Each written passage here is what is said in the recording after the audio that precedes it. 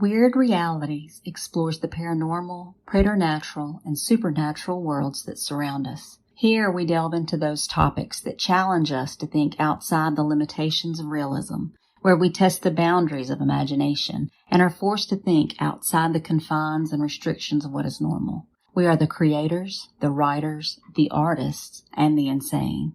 Welcome to our Weird Realities.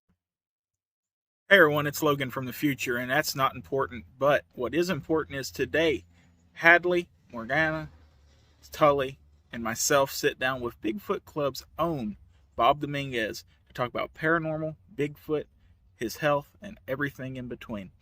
So, hope you enjoy. Bob, let me just go ahead and ask you, what got you interested in Bigfoot and the paranormal? Well, that's like a two-part. That's like a two-part deal. So I'll just break it down. I'll go first with Bigfoot. It's probably like my dad took me to a drive-in theater, and this was probably like in 75, 76 to go see the Legend of Boggy Creek.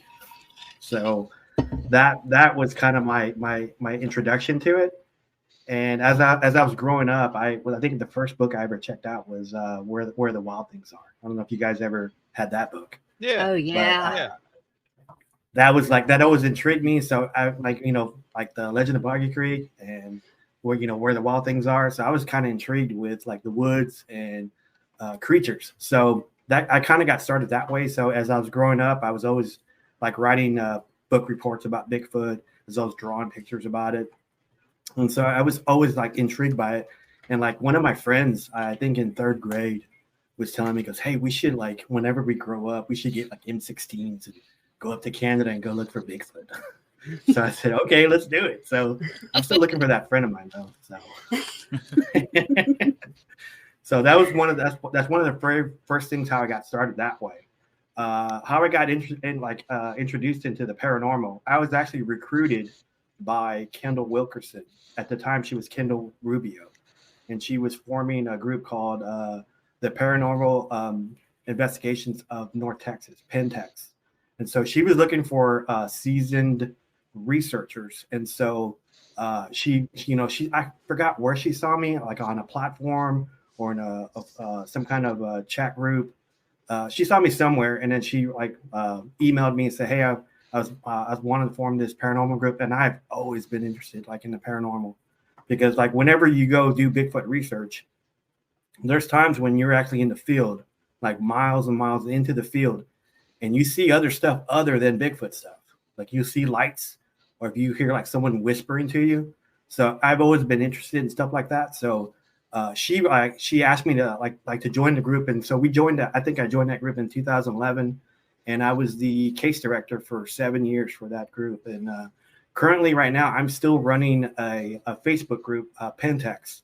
So I'm not active right now, but I still get cases constantly. I get like 2 cases a month, and I divvy them out to anybody that's in that area. So I try to network with a lot of people, paranormal wise, and see if I can get someone to help people. So, cause like whenever, when someone's on that group and they reach out, they really need help. And so I try to help them out, whether, especially if it's like a child or something, or kids, I try to get on that like right away. So that's how I got into Bigfoot, and that's how I got into the paranormal.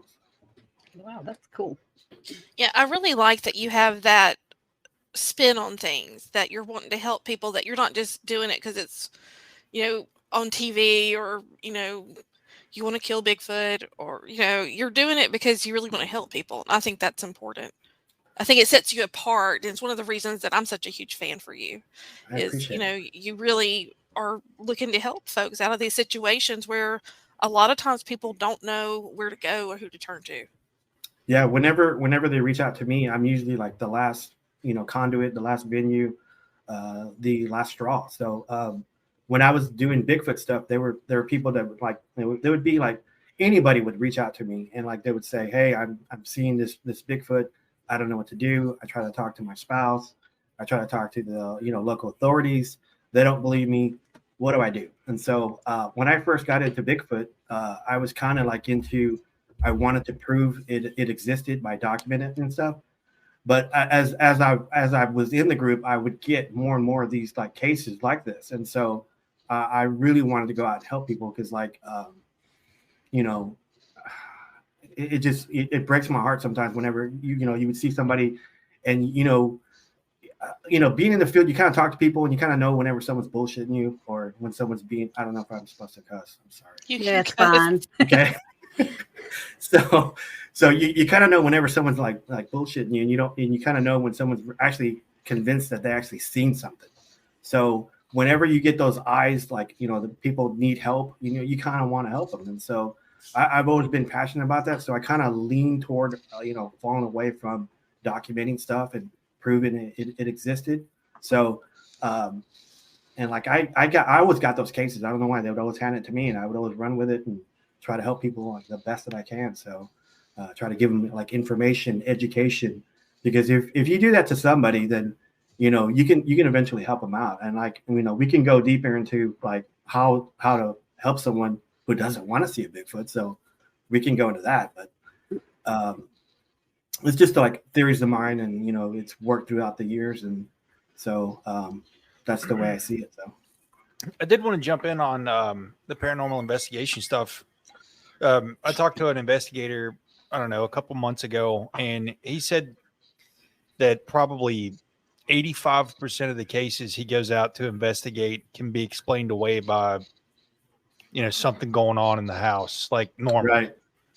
Right. Is there a lot of that, like in your experience? Yeah. Well, yeah. I'll. This is what I call it. I call it TV saturation.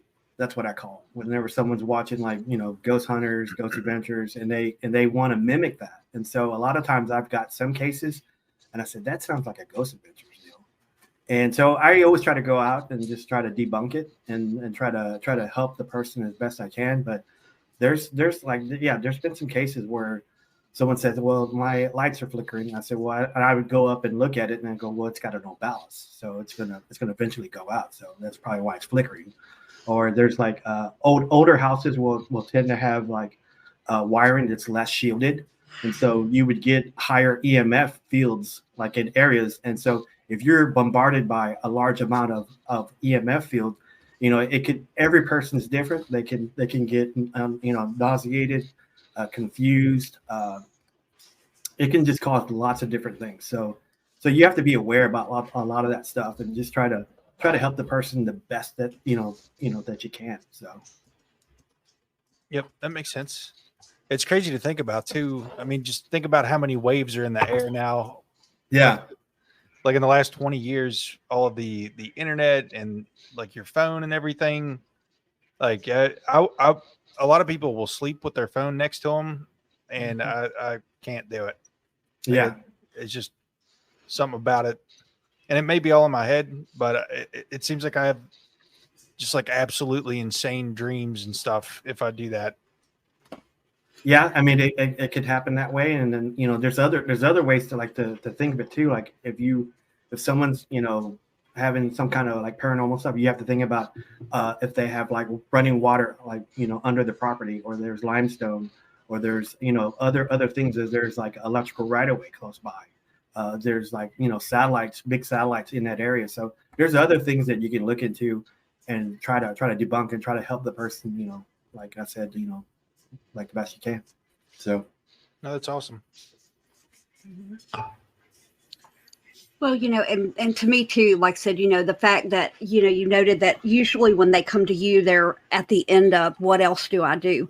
A lot of people, it's hard for them to even get their mind wrapped around that it's something other than just normal day to day that can be explained away. So the fact that they've gotten to the point where they are reaching out, to me, that's huge, that there's somebody there that's willing to look at it, take it seriously, and not immediately dismiss them after they've overcome so much just to make that contact. Yeah, it can be overwhelming for them. And like I said before, I try to be that conduit and just try to help them out the best I can. And I don't know, it's just like one of those things, like, because I'm one of the 12 original members of the Texas Bigfoot Research Center. So we started that group in 99, 2000 under Luke Gross. And so whenever we formed that group, I wanted to learn as much as I could from Luke about whatever, Bigfoot. And whenever we were in that group, we would get different kind of cases all the time. You know, people like see a Bigfoot cross the road, or a Bigfoot come like to the back of their house and, you know, peek through a window, or slap their cabin, or take like a hog or a chicken or something. So and that stuff can be pretty stressful. I mean, because like I know, you know, city folks, they laugh about it all the time, but when you live in the, you know, like way out there, you know, you see stuff and it's there. You know, it's no denying it. So that's just the way I see it. So Yeah. Well, I'm curious, what if someone calls you because you're the last person and they need help with Bigfoot, what does that call sound like? You know, usually I think, okay, I'll say this. There was a case that we had. It was in, I'll say this because I'm no longer a part of that group anymore, and I don't really care. It was in Lamar Point, which is Paris, Texas. And there was a lady that was there that I think her husband at the time was a truck driver or something. And he was on the road, and she had 2 little girls. And there was this Bigfoot coming to the back of her house. And when she called me, she was pretty frantic. Like she sent like the group an email, and I emailed her back, and then she left the number. I called her, and she was pretty frantic. It was like maybe like 1 o'clock in the morning, and she was telling me this Bigfoot would come to the back of her house and peek through the window. And so I had to walk her through it. I said, okay, I'll be there. This was like on a Wednesday, Thursday. I told her I'd be there on Saturday. So I said, can you hold off until then? And she said, yeah. I said, well, if worst comes to worst, I go to Walmart and get you some game camps and just put them in the back of your house. That's what I told her at the time. And she goes, I had to explain what it was, and she went to go do it. And, you know, by the time I got there, there was something going on there. And it was like, it's right next to, I believe, what lake is that in Paris? I think that's Pat Mays Lake. And so it's right next to Pat Mays Lake. It's right next to Camp Maxey's, right next to the Red River, right next to the those mountains over there. What are they called? Kimichis. So that's a big area. And so it was, to me, it was realistic that it could have been a Bigfoot there. So, and this is going to sound kind of weird a little bit, but I was asking her some questions about, you know, what's going on. And she was telling me that this thing was scaring her, and her husband didn't believe her. She went out to the local authorities. They didn't believe her either. So I asked her a couple questions. I asked her if she, and this is kind of embarrassing, if she was on her cycle. And I go, do you burn your trash? And she says, yes. And I said, okay, you just throw it in the backyard and just wait till you burn it at the end of the week? She goes, yeah. I said, okay, well, you're going to have to put it in the Ziploc, and you're going to put it in the freezer. And when you're ready to burn it, then you take it out and you burn it.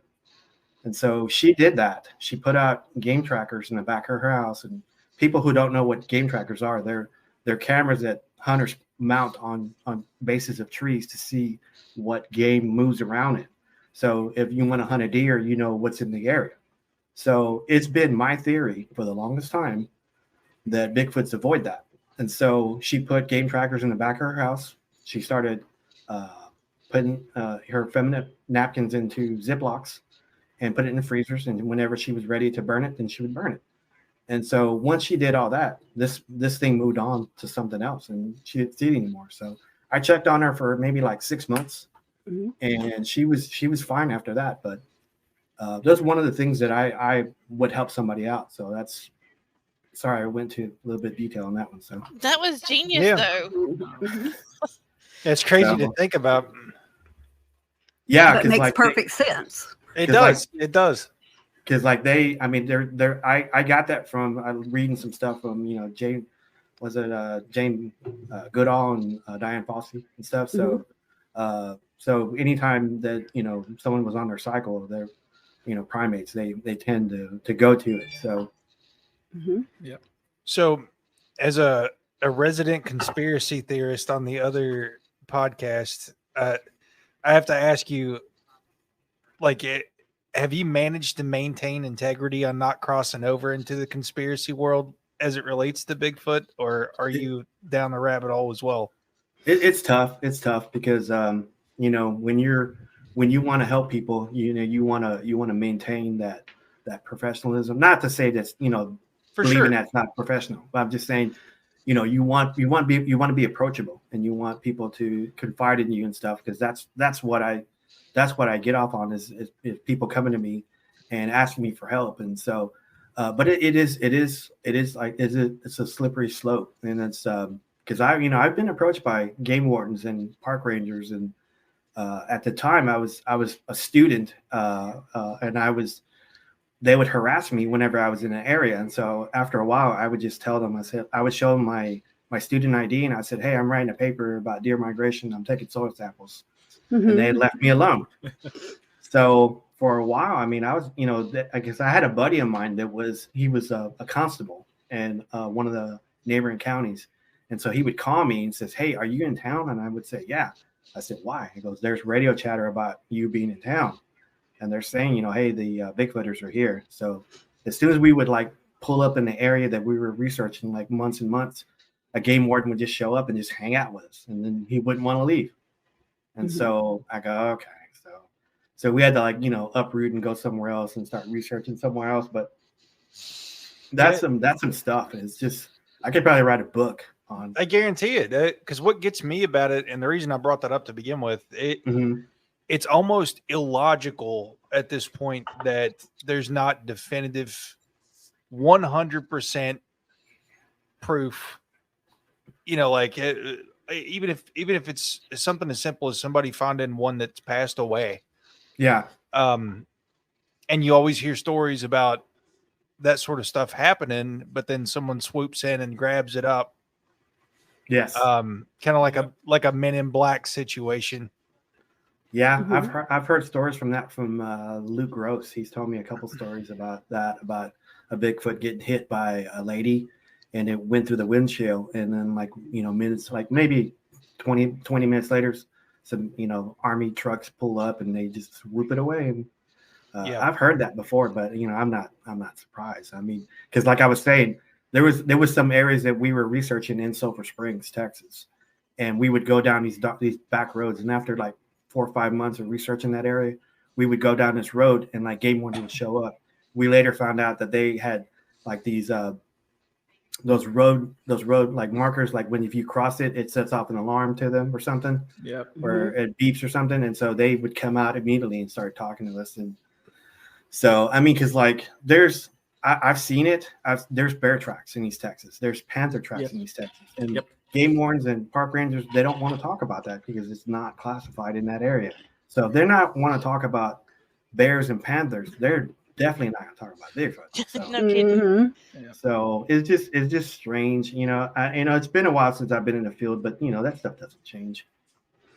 Well, it's interesting that you mentioned the panthers, because I've had so many people I know that have been hunting and seen, a big cat, and they'll swear up and down they're not here, but they started, I think they caught one across the state line in Louisiana, and they're as big as their territories are, it was over here. They're huge. They're huge. I went to go see Smokey Crabtree before he passed away, and he had a big old skeleton. He claimed it was a Bigfoot, but it was a panther, and that thing was huge. I said, man, that thing got a hold of me in the woods. Though no one would ever see me again.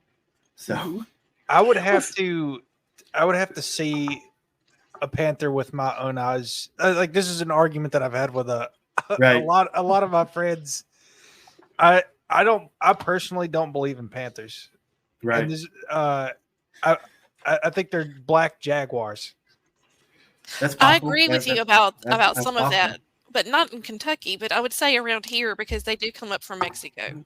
Well, yeah, people claim to see them around here too. In my hometown, people had claimed to see them, and it could just be how I don't know what the correct term is, but how something can be albino. Things can also be the reverse. So maybe it was like that in a mountain lion situation or something. But it's the same thing. We don't have technically wolves here, and you would have never convinced me of that until a friend and I were going back from the Natchez Trace one night. I had to drop him off at Camp Shelby, and I had to stop in the middle of the road because one ran out in the highway. That's Oh yeah. And it's just like, where the hell did that come from? Well, no, they had red I'm glad wolves I'm in that my car. were. There was like a colony of them out on one of the barrier islands of Mississippi, and I always thought, well, they probably moved inland after some of the hurricanes. Right. Wow. And that's possible. But yeah, like I said, it's Mason and I one night, we're going through, and like I said, I mean, it's just like, holy crap, where did it even come from? Because it wasn't a fox, it wasn't a dog, I mean, it was clearly a wolf. Okay. Question of the day is: would you rather fight a wolf or a panther? Well, I don't want to fight either one of them, but I actually I have a question. I say wolf. Do Yes. I have a squeaky toy?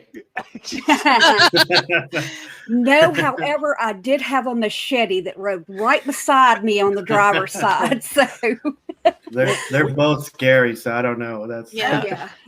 I would say wolf, because you're not going to see a panther. It's Yeah, gonna stalk you. It's Well, gonna be on you before you know it. My thought is, I mean, you guys know how cats are anyway. They're crazy. I'd rather fight something that can't jump over top of me. You know what I mean? Yeah. Right. Well, We have, jaguars, they're like the only big cat that they crush your skull. Like that's what they go for, is your That skull. sounds awesome. Say that just rested your case, didn't it, Tully? Yeah. Tully, you're all right. I think I would rather fight Bigfoot than a panther, actually. Yeah. I don't know. After that lady got attacked by that orangutan, I'm like totally out when it comes to anything that's a primate. Well, yeah, they're ridiculously strong. I don't know if you've seen those tug of war videos they have at zoos sometimes, where they'll let like 10 people try to pull a rope against one, and they can't budge it. They've done the same thing with big cats too, and they can't budge it. Mm-hmm. Yep. It's crazy. That's I've done conservation work with primate groups several times, and yeah, just some of the stories that you hear about just their sheer, strength and everything. And they talk about the fact that over there, you don't think about it so much, but in those countries, it's a meat source, just like a cow would be here. But then when they start talking about, the things that they do, like your buddy, your friend, your pal, and then just all of a sudden you do something to set them off, and that's the end of you. Yeah, they can be mean. Mm-hmm. Yeah. Yeah. I mean, they're beautiful when you don't have to deal with them up close and everything. But yeah, it's amazing that, something at times so small, because, even the smaller breeds are just really strong and everything. So, Bob, I'm guessing that you're team primate and not team interdimensional when it comes to Bigfoot, right? When I first started in early 90s and late 90s and early 2000s, Luke Rose, which is my mentor, is a great guy. I love him to death. He kind of taught us, that it was flesh and blood, and it was primate, it was a missing link, all that stuff. But I left the group in 2001, and I didn't like its direction, so I left and I started doing independent stuff on my own. And so whenever you're with a group, you have a guideline you have to follow, who to interview, where to go. This is your region. These are the questions you ask, blah, blah, blah. So when you're like an indie guy, you can go wherever you want, talk to whoever you want. So I talked to a lot of Native American people, talked to a lot of elderly people like in counties and stuff, and that I would meet up and talk to and stuff. And so I've talked to so many people about portals and just spirit wise and chameleons and changelings and all kinds of, different theories and ideas. So I'm actually open to a lot of stuff. I think I read Rob Riggs's book, and he was always into Bigfoot and orbs. So I thought back then that was kind of crazy, but now I'm more open to it a lot more now, because, Native American guys, they tell me, and leaders and, tribe groups, they would tell me that, hey, the reason why they don't get photographed or get seen is because they're spirit of the earth, and they disappear whenever they want to. And so to That me, makes perfect sense. yeah, it Well, does. It makes perfect sense. So, I mean, I go, man, that's crazy cool. And so that's a new word, crazy cool. But anyway, well, but let me share something with you that I think uh-huh. you'll probably appreciate, and you might be the person I need to talk with about this. But Hmm. um, when I've taken classes on shamanism and learning how to journey, one of the things that we do is we journey into like you'll have a tree that you know that has like a knot in it, and you will journey into the tree. And so I was talking about Bigfoot with a friend of mine, and we were talking. I said, "Well, some people think that there's portals." And she looked at me because she takes these classes too. And she goes, "Well, we do that. Why couldn't Bigfoot?" Yeah. And I said, "Well, dude, that just totally shook up my reality." And so I have another friend who was he went and like learned how to live off the land. He used to do survivalism. He Mhm. lived with this guy that taught these classes. And one of the things that the guy taught them was how to interact with nature spirits. And so when I started researching Bigfoot more for my books, and I asked him about it, and he said that I go, "Well, what did you learn about Bigfoot?" And he said, "Well, he told us that it was a real creature, but that they're interdimensional and they won't bother us." Because that's why you can find a footprint, but you'll never find a body. Hmm. And I was like, okay, that's really crazy. But that's basically kind of what you just said. So I'm really interested in hearing more about this. Yeah, I mean that part I've always, so I'm open to a lot of that stuff. And like when I was first going into Bigfoot stuff, I had the honor to talking to John Bennernagel. He's already passed away, but I had the honor of talking to him. And so what I loved about him is he was a wildlife and he was already like retired already, but he was really into Bigfoot. And so I walked up to him at a Bigfoot conference and I was asking him some questions, and he pulled out a pad and a pen. He started writing down what I was saying. He's probably never going to use it, but to me that was super cool. I go, oh my god, that he's writing down what I'm saying. Yeah. So I asked him the question. I said, why have we not seen any bones of a Bigfoot? How come we haven't found like a body and stuff? He says, well, he goes, Robert, let me ask you this. He goes, there's bears, right? And there's grizzlies, right? I go, yeah. He goes, I'm a wildlife biologist. I've yet to find bears, bones in the woods. So whenever they die, it gets scavenged. And so I'm assuming the same thing about Bigfoot. So to me, that made a lot of sense to me. I said, wow, that's I didn't even think about that. So but yeah, I mean, I see both sides. I see, the physical stuff and I see the spiritual stuff. So I mean, you have to be open. And like to answer your question, Tully, and I'm just now getting back to it, but I'm on both sides. So I see both sides. I'm there. I'm open to listen to anybody that wants to talk to me about Bigfoot that needs help. So I'm open. Yep. Same for me. I've heard so many good arguments on both sides of the coin there. Mm-hmm. Another big one, I think, for me is, and this kind of links back to, I think, what you were talking about, Hadley, about how you initially thought that it was only going on like in the West. Or maybe it was you, Morgana. I can't remember who was talking about it. But if you look at maps of all of the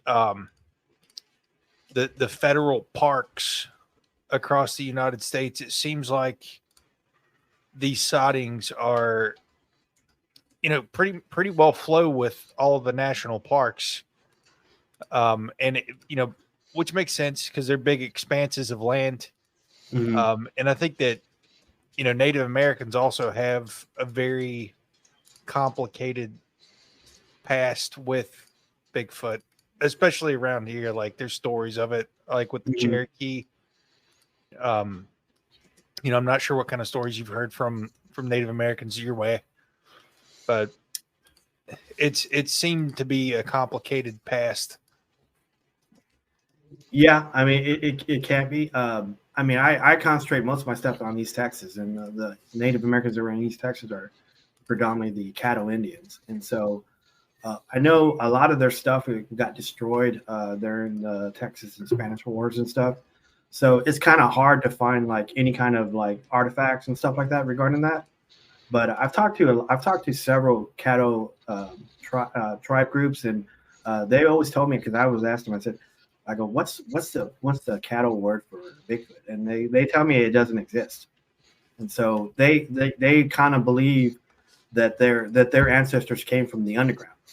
And so that's how they're brought into the world, is that the hole opened up, they came out of the ground.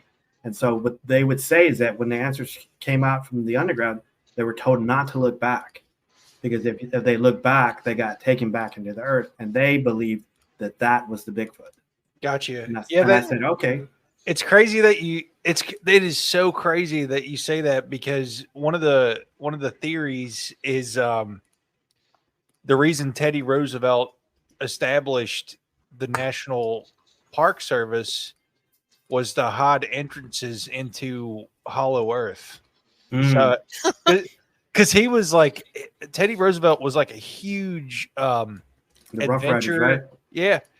Well, and a lot of people don't know this, but he was also one of the original people to dig at Oak Island, if you know what that is. Like the money pit that they're trying to find. Yeah. But he was obviously into all of that stuff. So I don't know. It's crazy. That's a crazy story though to hear. Yeah. And then me just knowing like all the conspiracy side of it, like that's wild. Well, Yeah, my uncle's Ponca, and his brother had seen one and had some hair, and he had it tested, I guess, at the reservation police, and it was not a known person. It wasn't a known human species. Yeah. So he has since passed away before I ever got to question about this. But my uncle said he swears it was true. You know, he died believing that he had seen a Bigfoot and he had proof. Yeah, I was doing some research in Paris, Texas, some years ago, and I was with some buddies of mine. I'm not going to say who they are because I haven't asked permission, but I was with some buddies of mine. It was after we had left the TVRC. And this Bigfoot was going onto this guy's property, and he was taking like some of his chickens, his geese. He was growing corn, so they were taking stalks of corn, and so it would cross over this fence line. And so every time we would always find hair on this fence line. And so this buddy of mine, he's originally from Chicago, so he had a friend that was at Northwestern that did like lab stuff, DNA stuff. And so we collected some hair and sent it to him. We didn't tell him what it was. He got the sample, and then he wrote us back and says, he goes, it's human contaminated. He goes, did you touch it with your hands? And I go, oh yeah, I guess we did.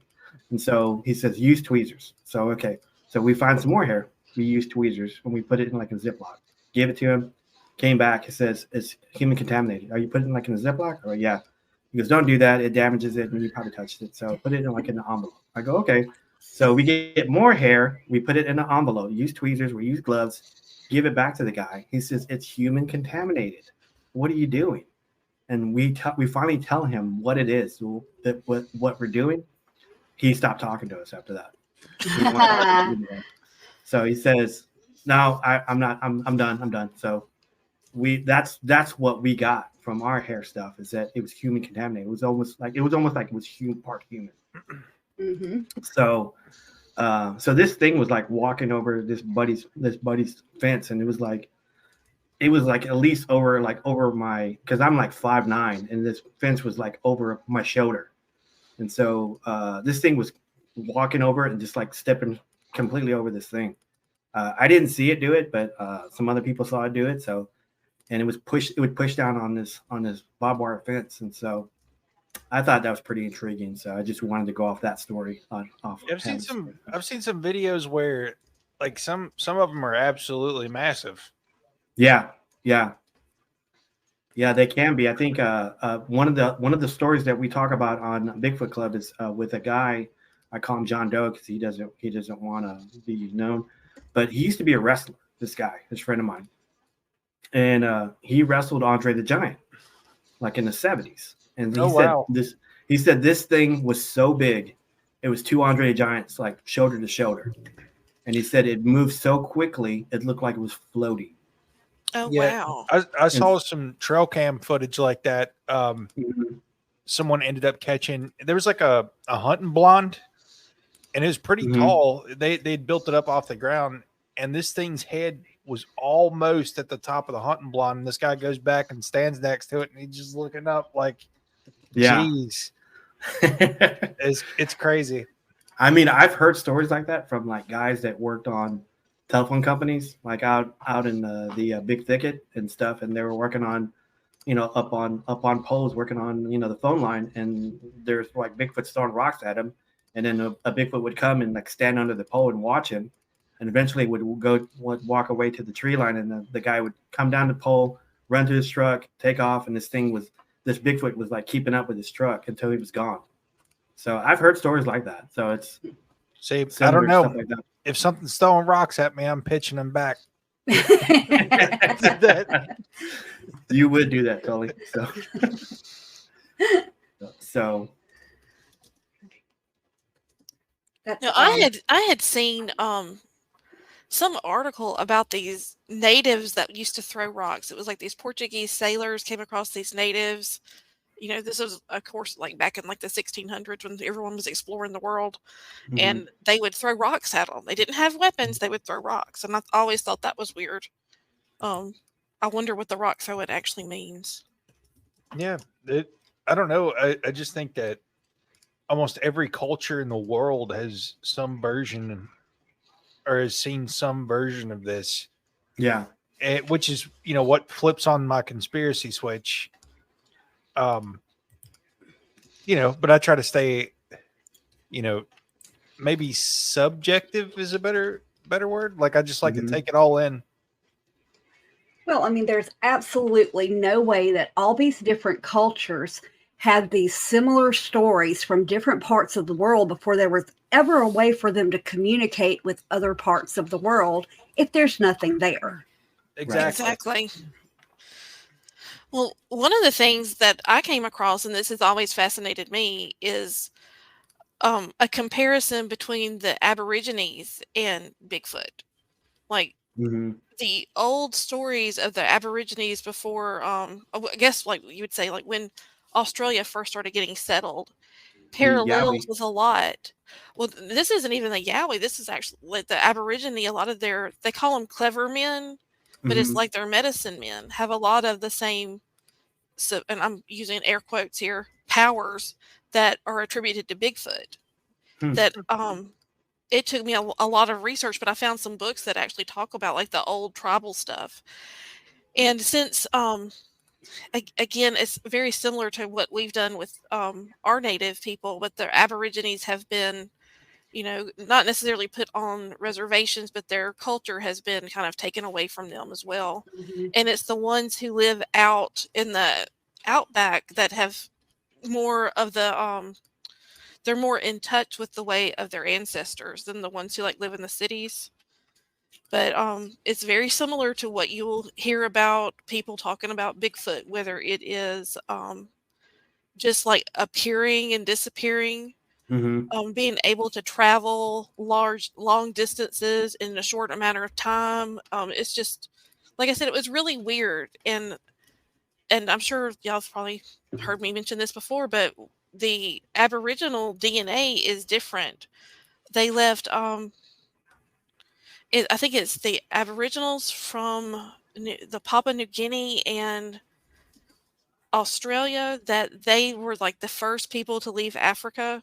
This is your thing that you believe, but that their DNA is a little bit different than ours. So who's to say there wasn't another group of something that left even before that? Oh, there was definitely other groups. Like I fully believe that. Like I don't think that humanity is alone in that regard. Like I don't know. You hear stories of like people finding giant skulls and everything like that. Like I think where there's smoke, there's fire, right? Yeah. Well, and we've talked about this before, Tully, the giant skeletons that they find that all over the country. Yep. And then someone from the Smithsonian will show up and take the body. Yep. And I think like even in, what was I reading about the other day? I think I was reading about Egypt I don't know if you guys saw the news. Something crazy happened in Egypt yesterday, but I'll not get into that yet. but I fully believe, with everything I've seen on the Great Pyramids and stuff, the only way that would have been built is with help from some sort of external force. I agree. It almost looks like laser cut obsidian, like these ton blocks in there. Like it's insane. Mathematical precision and stuff. So yep. So it's that's kind of scary a little bit too. Oh yeah. It puts me in the mind of Prometheus. But I don't want to get too far down the rabbit hole, Bob. I always like to ask people like what their most believable and unbelievable experiences are. And maybe we can touch on like the paranormal and the Bigfoot stuff, like just experiences that you've had. I can tell one story that has Bigfoot and the paranormal in it. So I was in a little town called Moyers, Oklahoma, and it's right on the cusp of the Kiamichi Mountains. And I was with a buddy of mine, and we were doing research in this one area, and he owned some of the property there, and so he's building a cabin out there, and so there was a lot of Bigfoot activity at that time, and I think his neighbor was like 200 yards away, and if you're from Texas, you bring Texas beer to Oklahoma because Oklahoma's beer is watered down. And so his neighbor had a bunch of wood, and I said, let's bring some Texas beer over there, get some wood, so we can have some. We don't have to go looking for like wood and stuff. So there was this car coming down the road, and I go, your neighbor's showing up, and I go, let's just go over there. And so we started walking down the road toward his neighbor's house, and this car was coming up on his neighbor's house. And we realized as we're getting closer that this car didn't have the motor sound. It was quiet. It was coming up the road. And I think when we noticed that, it stopped. And so these lights were now turning like yellow, red, different colors, green, blue, and as soon as we noticed it, we started walking faster to it. It took off into the woods, and these orbs were going through the trees, like dodging through the trees, and took off. And I go, wow. I turn to my buddy. I go, don't say a word. Let's walk back. Let's write down what we saw, so we don't like project whatever we saw to each other. So we walked back to the cabin, and we started writing down what we saw, and we compared notes. And that was probably one of the strangest things. I was in Bigfoot country doing Bigfoot stuff, and then we see these orbs and these lights. And I go, I don't know what that was. I go, Rob Riggs is right after a while. So that was probably one of the strangest things that ever happened to me in the woods. But I do have this one story in Kentucky, and I can share with you. It's kind of really odd, and it was like Luke and I were doing this one deal. So we had just started TBRC, and so we were just focusing on East Texas, but we would get sighting reports all over the country. And so we got this one report. I wish I could remember what area it was, but this lady reached out to us from Kentucky, and this is a strange story. But so Luke and I get on the phone with her. We have a conference call and start talking, and she's an older lady, probably like in her 60s and 70s, and she has like a little bitty like trailer right next to, I guess, the woods and this mountains and stuff. And she said, yeah, Bigfoot comes down the mountain and he wants to have sex with me. And I go, what? Uh-oh. What are you talking about? And like, she says, yeah, he comes down, and I go, well, how do you know it's Bigfoot? And she goes, well, I can see his penis glowing coming down the mountain, and it's bouncing. And I go, okay. So I turned to Luke and I said, and I put my hand over like the phone. I go, is that possible? And he looks at me and he goes, well, Bob, there are some phosphorescent mushrooms in the woods, and Bigfoot could eat them and get him on his hands and touch himself. So I don't know. So she was like, we asked her like 100 questions, and 6 of them were like redundant, and she stuck to her story. And that was one of the strangest stories I've ever done. That's super weird. I go, oh my God, that's weird. But but that's probably one of them. And it was in Kentucky. So yeah, there's some weird things that happen in the hollers of Kentucky. Apparently. And if it glows and grows, it's Bigfoot. I guess so. It was bouncing, so I guess so. So on my podcast, we have the episode that we talk about this. We call it "Mind Your N's and P's." So we were talking about nipples and penises on this one episode. So we titled it that "Mind Your N's and P's." So. And I've heard you talk about Bigfoot nipples. Yes. So could you share that with I'm sure Logan's probably heard it, but maybe not. He looks kind of surprised. This one was a story that we did. It's and I'm not ashamed to say the person's name is Deborah Thornton, and this was whenever we were with the TBRC, and she had this incident when she was, I think it was like in the 60s, and she was like now like in her 60s or 70s now, but she had this incident like in I think it was that area there is, I think it was Pat May's Lake, and so it was, I think it's a man-made lake. So this happened before the lake was there, and so she and her boyfriend were going down this backcountry road. He had a flat tire. He got up. He didn't have like parts to it, so he had to walk into town to go get parts, to go get a jack or something.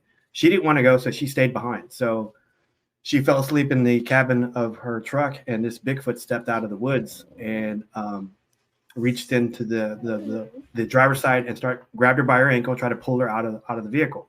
And she said all she could see was his penis and his nipples. That's what she said. And I asked her, I go, so what color were they? I asked her that. And she goes, oh, it was like, some pink, some brown.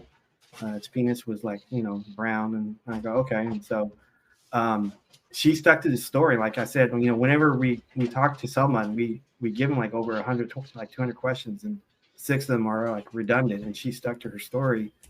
And she said she had a Coke bottle, and she was hitting the hand of the Bigfoot, keeping her from getting pulled out of the vehicle. And eventually another Bigfoot came out of the woods. It was a female. And I said, how did you know it was a female? She said, well, it had breasts and it was pregnant.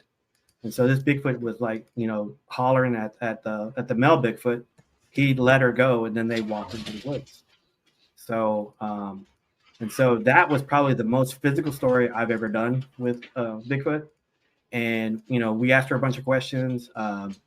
We did a Freedom of Info Act about, her hospital stuff. And so we ended up getting all her stuff, and she did get submitted to the hospital. However, I think at that time she was heavily into drugs, and so the local authorities didn't really believe her at all. And so we believed her, because that was an incredible story. She didn't want to be noticed. She didn't want fame. She didn't want to be told who she was, and at that time, but she later changed it. But at that time she didn't want none of that stuff. So I said, why would someone come up with that crazy the story? And she knew every detail about this Bigfoot, like the color of its nipples. I love that Mrs. Bigfoot came out of the woods raising hell with him.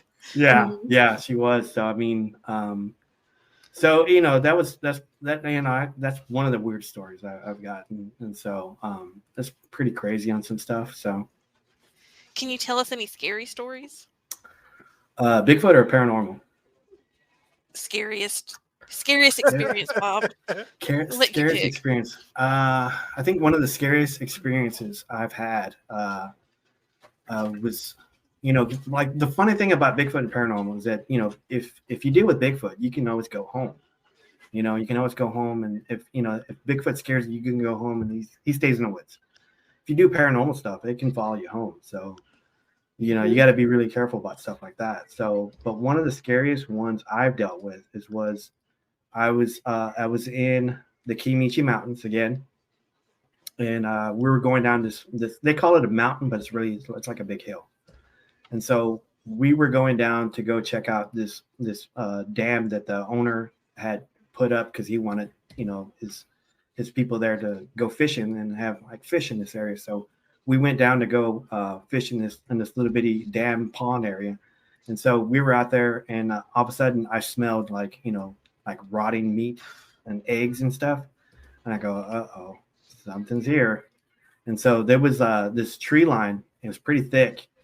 And I heard one of the loudest guttural growls I've ever heard, ever, anywhere. And this thing was so loud, it like vibrated my chest. And I go, okay, it doesn't want us here. So, we didn't have any weapons. We didn't have any cameras. We didn't have anything. We just walked down there to go look at this dam.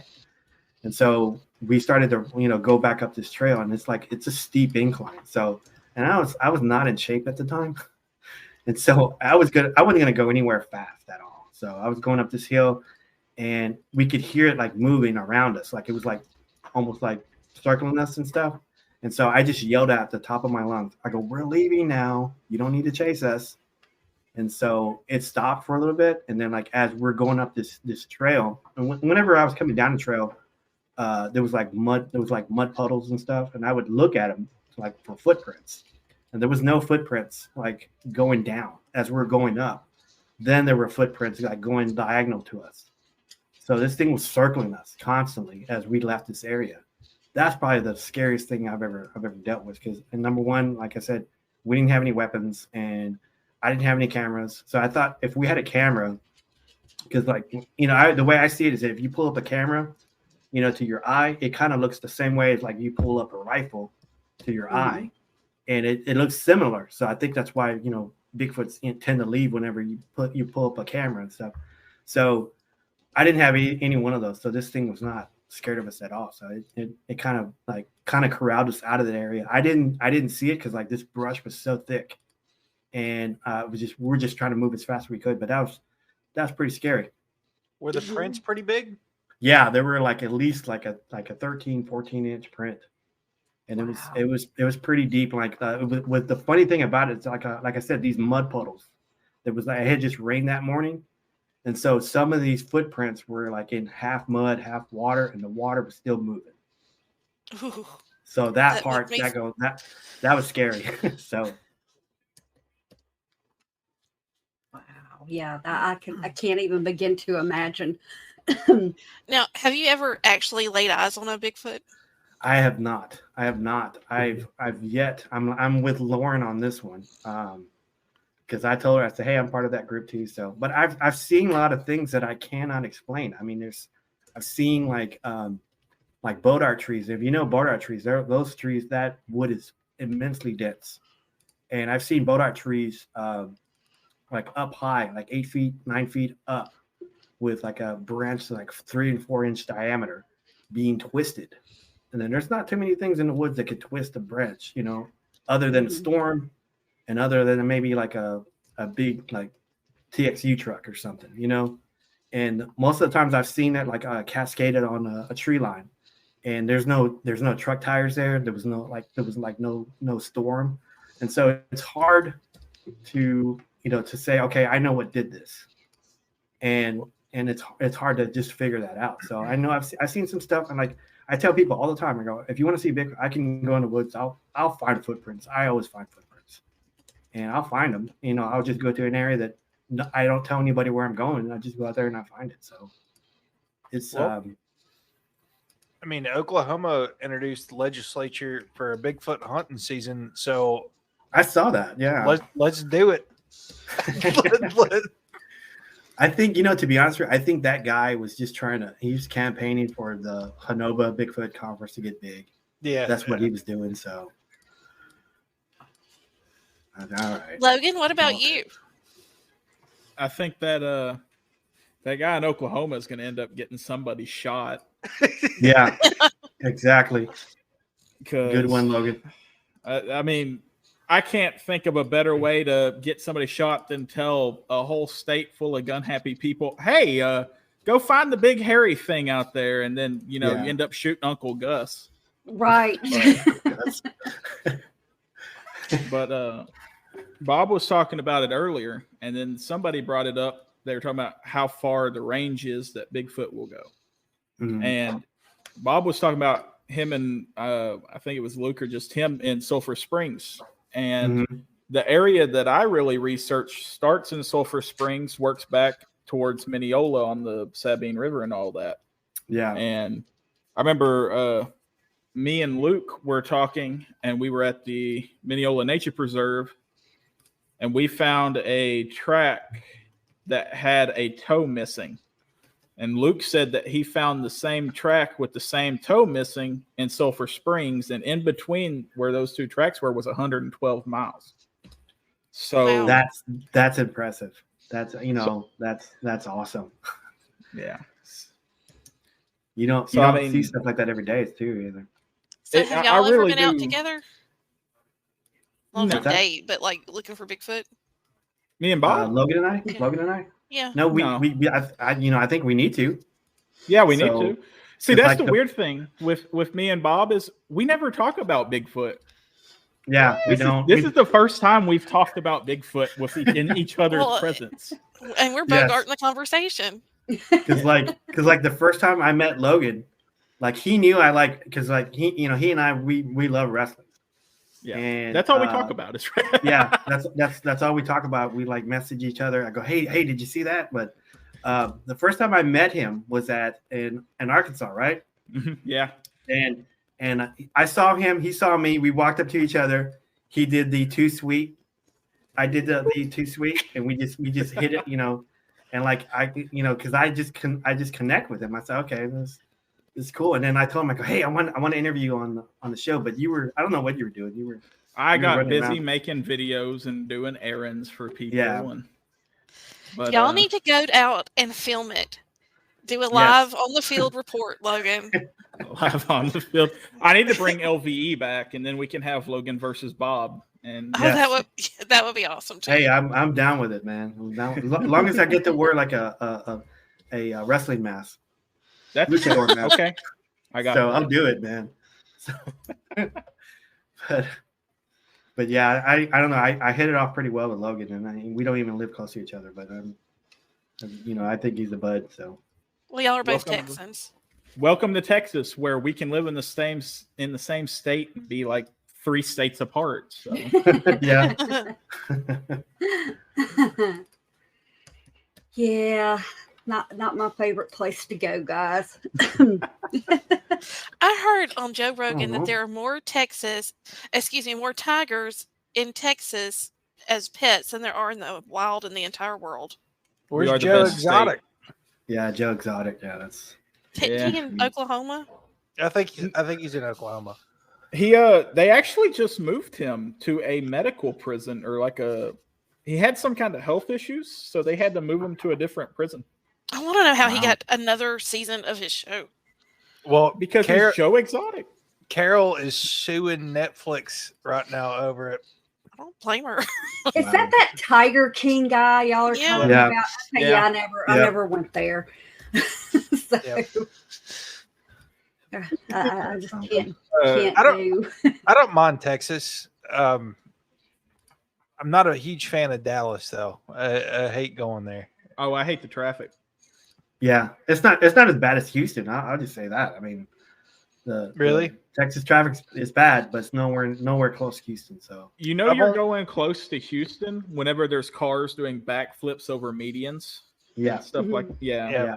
I think I've only ever did like a layover in Houston, but I've had to spend some time with work in Dallas, and it just seems like the infrastructure isn't keeping up with the amount of people moving there. No, I mean, I think recently they built a lot of stuff, bunch of toll roads and stuff like that. So it's getting better. It's not great, but it's it's not like Tulsa. Tulsa you can get around in 15 minutes anywhere. So, dude, what's the Whataburger? I love Whataburger. Me too. They don't have anything like that around here. There's just old country places.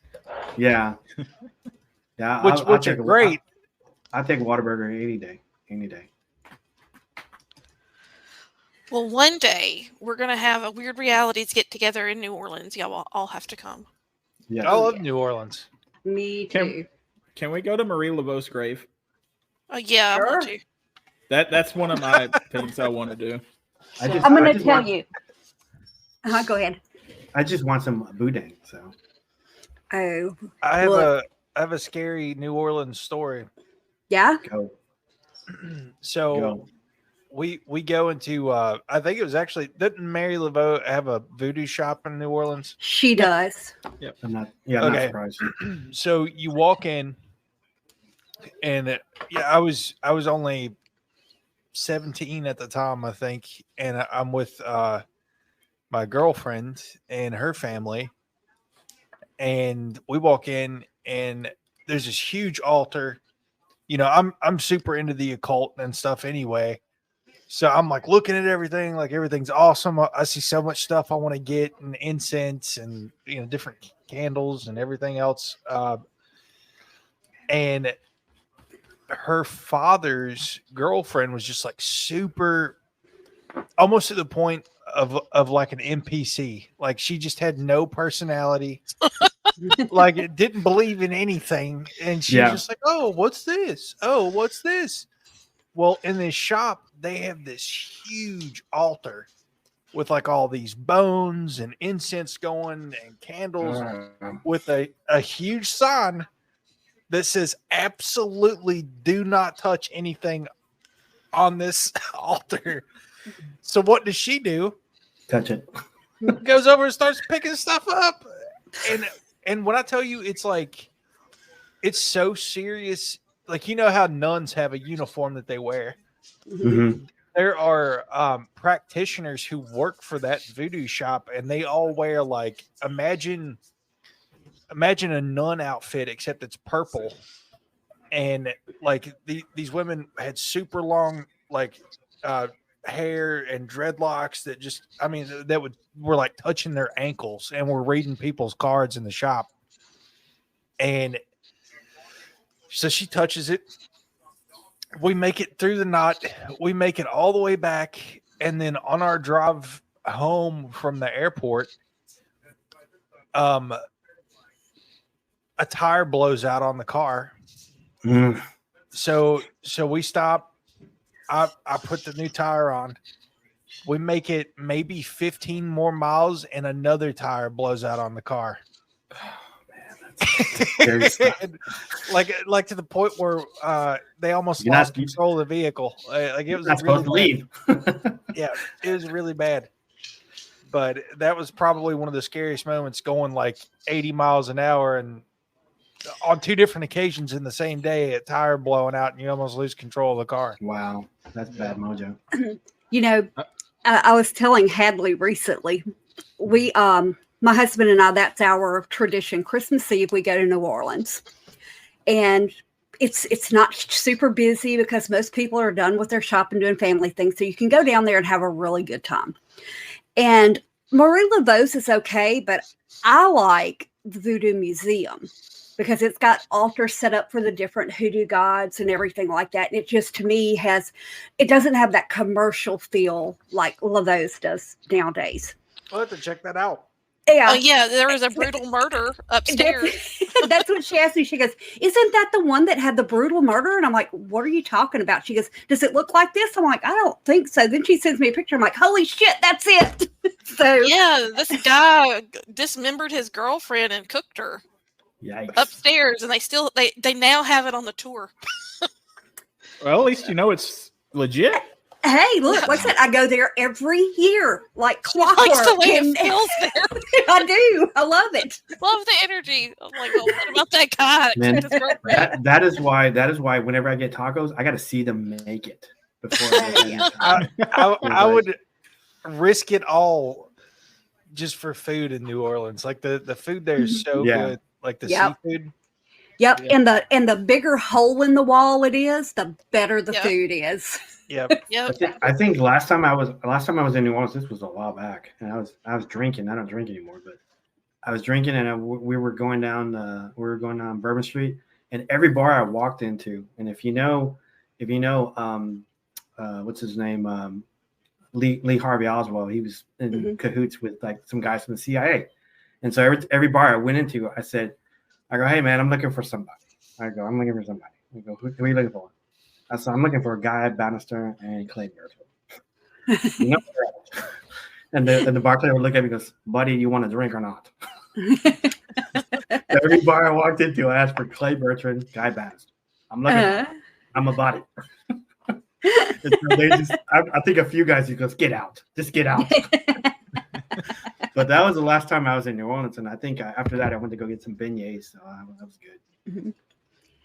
Yeah. Well, we will do that. We'll have to do it on the coast or in New Orleans. Right on. Yeah, be awesome. Joe Hanson's the one that had the idea. He wanted to do some kind of, I guess, writers thing in New Orleans, and I was like, then the hurricane hit us, so we'll have to wait. But I think that's a good idea. Yep, I'm telling you, between Christmas and before New Year's is the perfect time. It's not so stifling hot that you can't breathe. Yep. You know, and like I said, you know, it's just not nearly as crowded that time of year. I would not set foot in New Orleans during Mardi Gras. No, well, if you go like 2-3 weeks away from Mardi Gras Day, it's not that bad. Yeah. But you can't go down 7 days before Mardi Gras Day. There's a show, there's an A&E show called Not Watch. I don't know if you've seen it. They literally, it's like the EMS in New Orleans, and they do Mardi Gras and stuff. It's absolutely insane how many people get hurt. Mm-hmm. Well, there's one down there. It was like the sheriff's. It was a show on one. It was a live show on one of those channels that was the Terrebonne Sheriff's Department, and they had one where they answered. I want to say like this lady had some stuff that was coming into her barn and messing around with her horses and braiding her horse's hair. And then another one about the Rougarou. But down there, it's crazy. Like I said, I grew up, my family lives in Houma. So I grew up going to Mardi Gras in Houma and all. And I love it down there. But Mardi Gras in Houma is way different than Mardi Gras in New Orleans. Oh, yeah. I mean, that's Mardi Gras over here. You know, I mean, you can take your kids to all but like 2 of the parades. And those 2, you really don't want to take your kids. But yeah. And like I said, you know, once you've done it every year, it's just like, nah, it's for tourists. I'm not doing it. The culture up here, I would say this area is mostly like Irish German. Mm-hmm. So rather than Mardi Gras celebrations, we go all out for St. Patty's Day. People start drinking at like 5 o'clock in the morning. We do that here in Jackson. Eggs and eggs. Oh, God. Cinco de Mayo over here. So. We do Cinco de Mayo here too, but I bet it's more fun there. Yeah. Okay, so we're all stealing traditions then. Awesome. Yeah. They were more fun than ours were. Bob, we can cut this part out, but did you say at the beginning that you had some health stuff going on? Yes, I did. I know I was briefing Logan a little about it earlier, but yeah, earlier this year I had some cancer. I had some cancer stuff, and I had some cancer in one of my large intestines, and I had surgery to get that taken out, about 6 inches taken out in May, and then after that I contracted Guillain-Barre syndrome, and that is something I don't wish upon anybody, and it's a bacteria that gets in your body. And I think I got it during surgery, but you know, I signed a waiver with the hospital, so I can't do anything about it. But I think I had like maybe a 30 instrument or something, and I got that. And so what Guillain-Barre syndrome is, it's a bacteria that makes your immune system attack your nervous system. So you end up, all your muscles turn into atrophy. And so I was getting this condition where I kept falling down, and I couldn't figure out why. So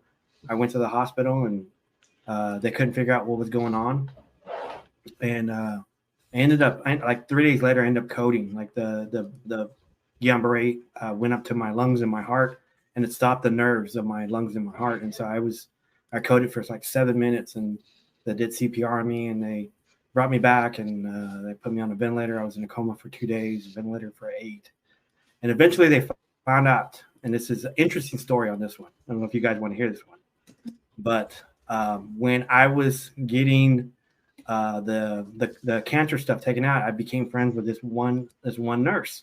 Her and I, we just hit it off. We just became friends. And so I went home, and then I got Guillain-Barre. So when I got put back in the hospital, the doctors couldn't figure out what was wrong with me. And my brothers were coming into the hospital to visit me. She was discharging somebody, and they ran into each other. And she goes, "What are you doing here?" And my brother said, "Robert's here." And I go, she goes, "What for?" And well, he's got something. He's got like, numbness in his feet and his hands, and they can't figure out what's wrong. And she goes, "That's Guillain-Barre. You need to go tell the doctor that." So my brother went to go tell the CCU doctor, "We think it's Guillain-Barre." And they said, "No, I don't think so." And then my brother said, "No, we need a test for it." So they ended up giving me like a spinal tap, and they pulled fluid out of my spine, and they tested it, and they found out they determined somehow it was Guillain-Barre. And so they gave me this medicine called IVG, 5 days worth of it. And once I got that, I woke up from a coma, and I started moving my extremities. I couldn't feel from like my hips down to my feet. I couldn't feel it, but I could move them, but I couldn't feel them. I couldn't feel from my elbows to my hands. That's wild. And yeah, and like I woke up from the coma. I had the ventilator in my mouth, and they thought, because I was out for like 7 minutes, that I had brain damage and stuff. So my older brother asked me, "Are you okay? Do you know where you're at?" And I did this to him. I did the too sweet. Oh. I did the too sweet, and he goes, "He's back. He's back."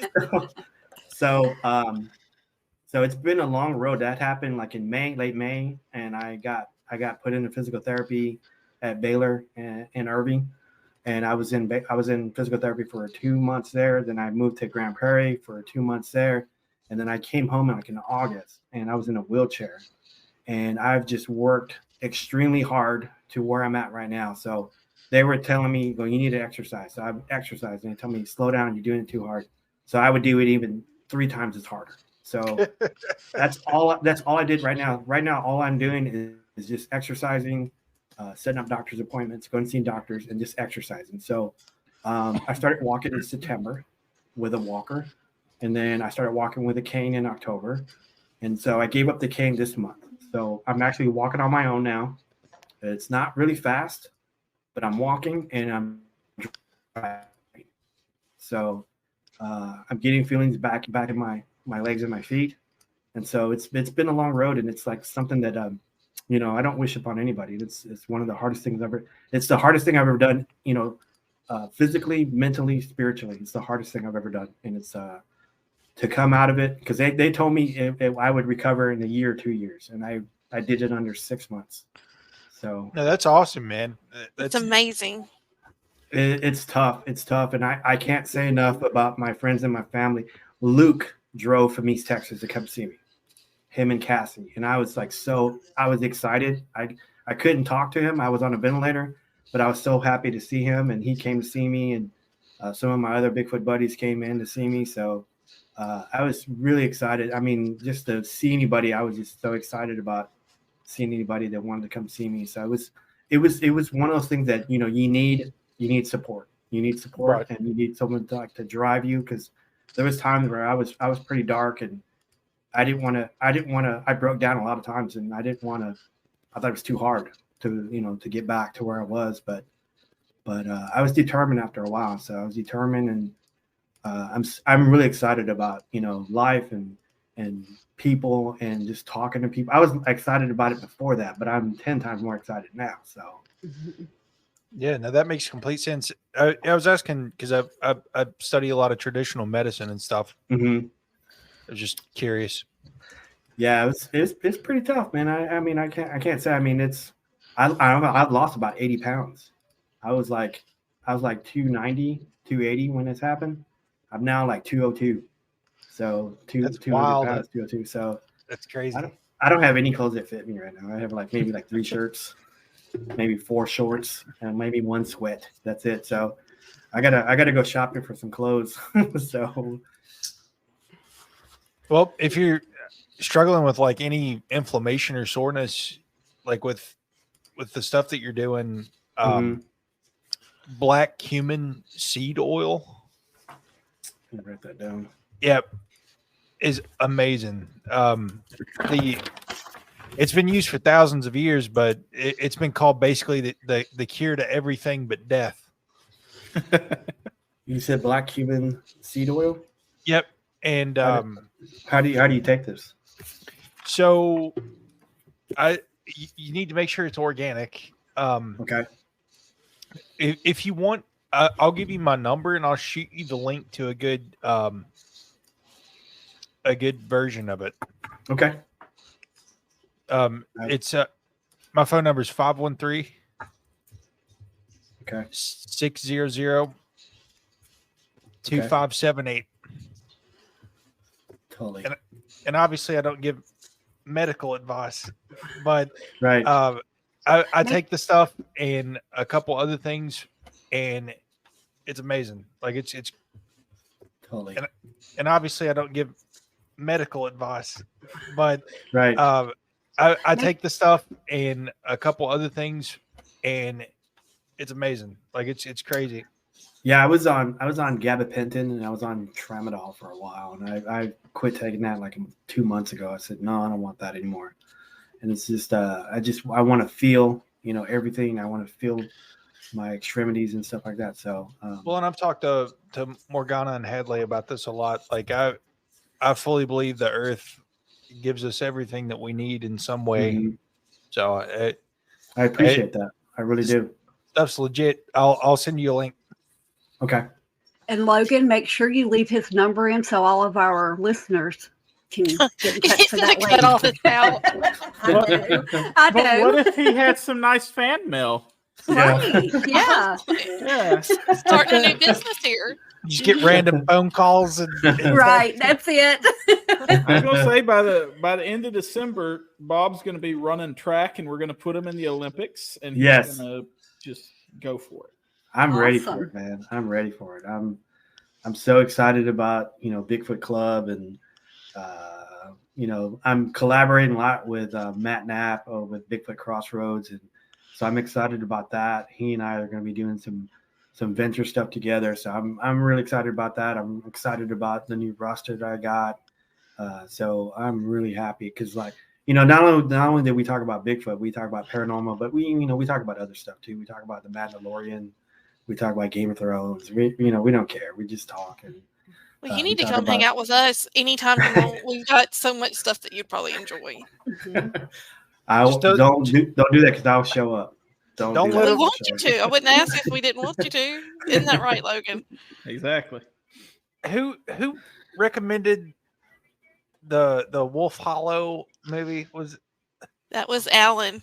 Okay, just don't watch any movie that Alan recommends. Oh, Got Scott has taken.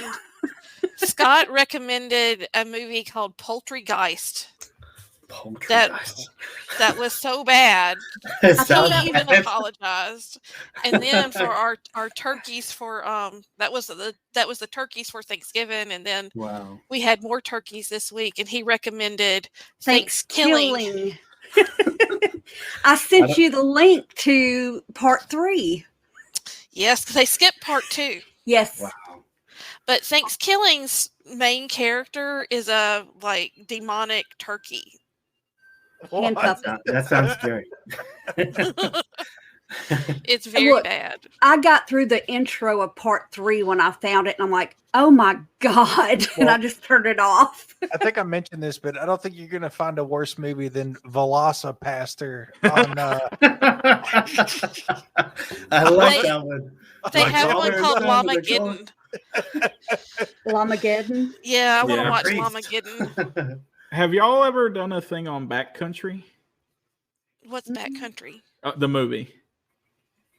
I don't think so. Do we need to? If I'm ever going to put in a suggestion, since y'all already watched all my Bigfoot movies, Backcountry, if you're doing anything.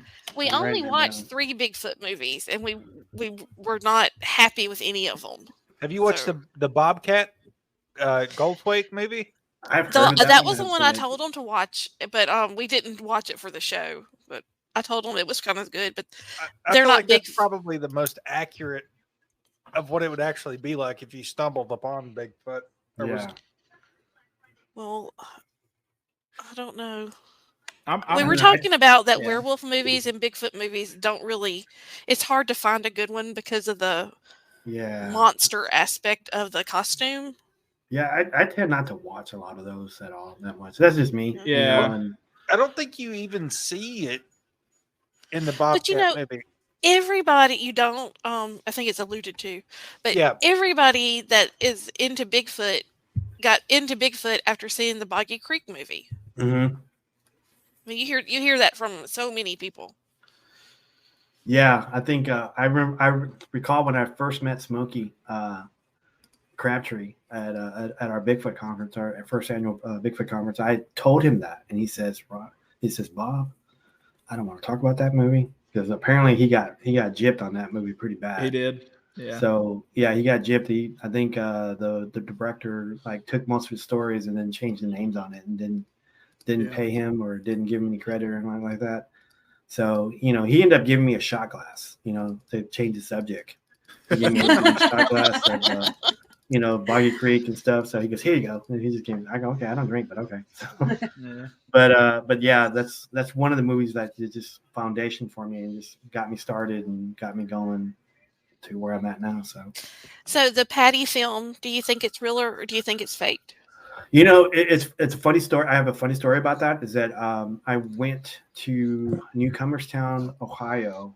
Don Keating used to throw a Bigfoot conference every year in that small town, and he doesn't run anymore. I think Mark DeWorth runs it. He runs it at the Salt Fork Ranch or State Park now. But Don Keating was running that. It was the 12th annual conference, and Luke, myself, and two other people from the TBRC went up there to that conference.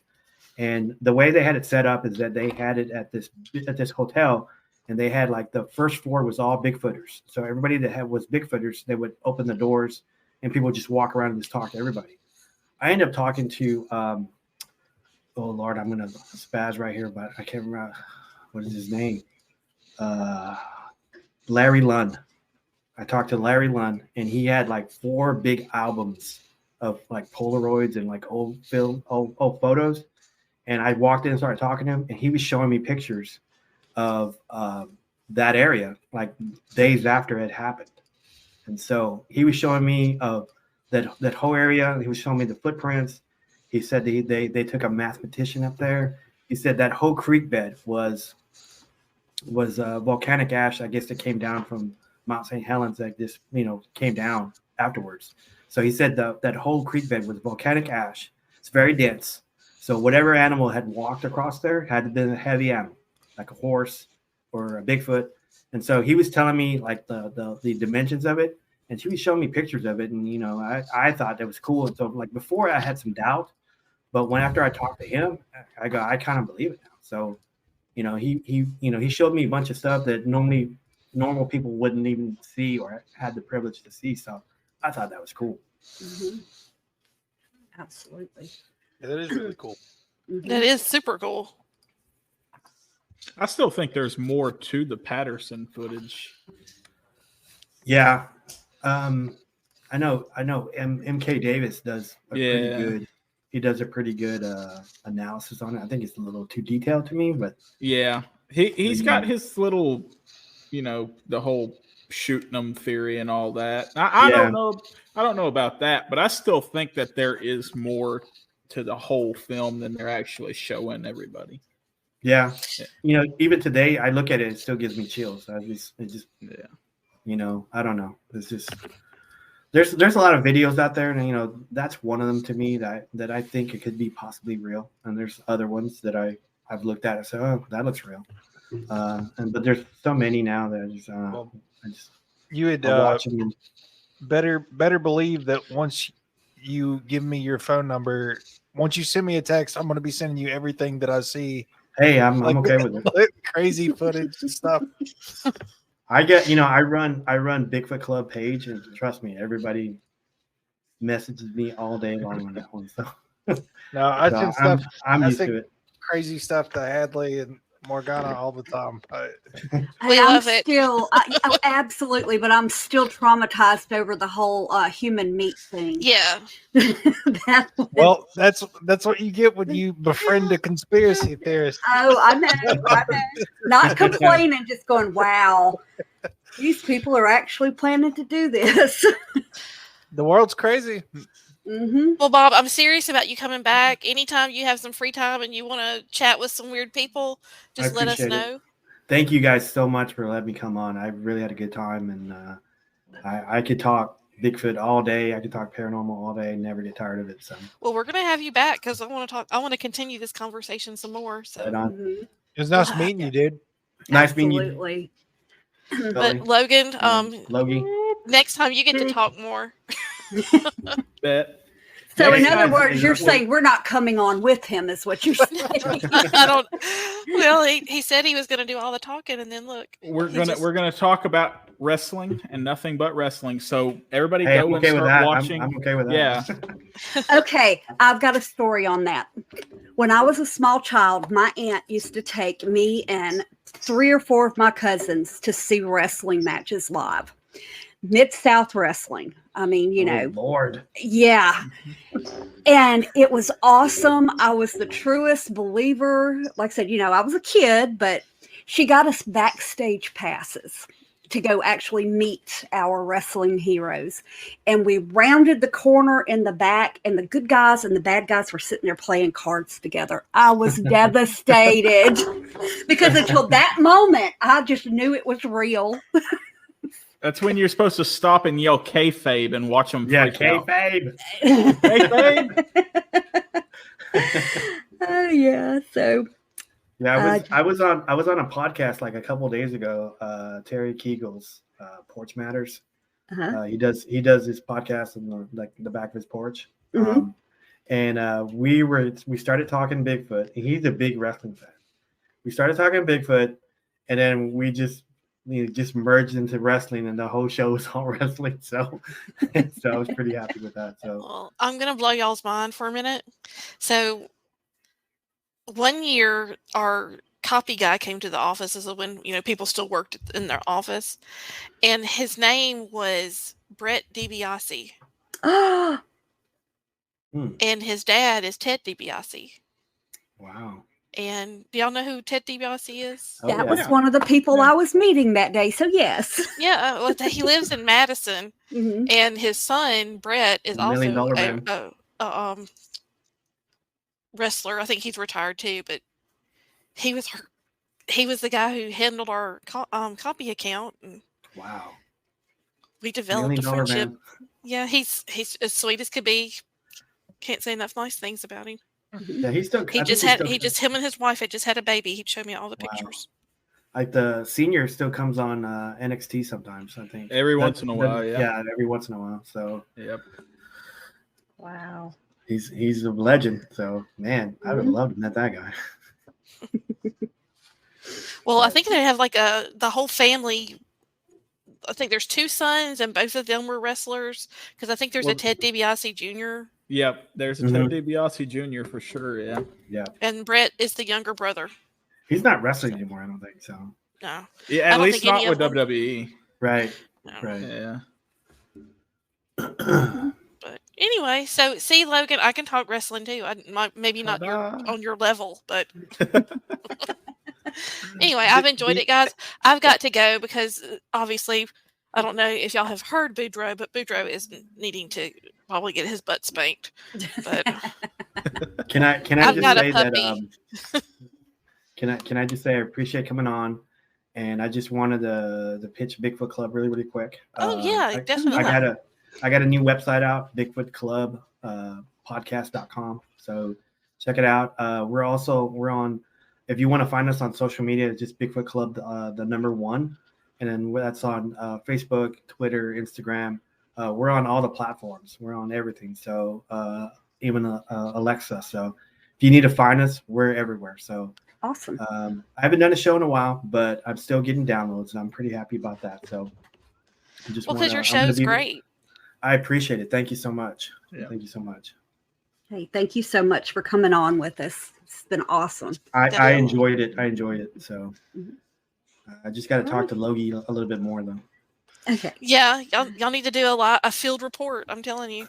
Hey, is it okay if I call you Logie? Yeah. Everybody else calls me Logie. Okay. Yeah. I don't call you Logie. Hadley doesn't Sorry. call me Logie. Yeah. I don't know you well enough to give you a pet name. Sorry. I got a million of them. I got Arkansas's Most Wanted, Bigfoot's Most Hated, Logie Bear, Logie 2 Mics, Logan, Robert, I can't. Underboss. I stole Bad Luck Fale's name. I'm the underboss. Nice. I love it. I love it. That's why I got the Fale shirt on tonight. But I think Logie's the most known. I get people sending mail to my house, and my mailman probably thinks my name is Logie at this point because that's all people put on them stuff. I love it. All right, guys. Well, happy day after Thanksgiving, and I look forward to talking with all of y'all again. But Logan, I'll get with you about getting some stuff done for. Before you go, be sure to leave us a comment and let our WYRD team know how they're doing. And don't forget to like, subscribe, and follow us to get notifications when we add new content. We are adding new content 3, 4, and sometimes 5 times a month. If you want to keep the conversation going or would like to learn more about our panel of hosts, be sure to check out our link tree. That's linktr.ee/WYRDRealities. It links to our official Twitter, Facebook, Instagram, and website.